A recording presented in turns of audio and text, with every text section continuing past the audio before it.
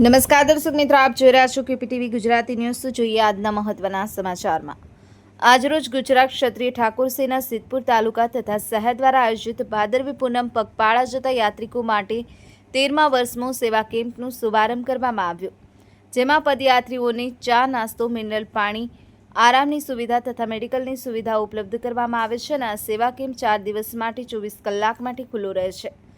આજરોજ તારીખ 2 સપ્ટેમ્બર 2025 સવારે 10 કલાકે સિદ્ધપુર પીઆઈ શ્રી જે.બી. આચાર્ય સાહેબ તથા ગુજરાત ક્ષત્રિય ઠાકોર સેના પાટણ જિલ્લા પ્રમુખ જીવાજી ઠાકોરના વરદ હસ્તે કેમ્પનો શુભારંભ કરવામાં આવ્યો. આ શુભ પ્રસંગે ગુજરાત ક્ષત્રિય ઠાકોર સેના સિદ્ધપુરના હોદ્દેદારોએ પીઆઈ સાહેબ તથા સમસ્ત પોલીસ સ્ટાફનું સ્વાગત કરવામાં આવ્યું.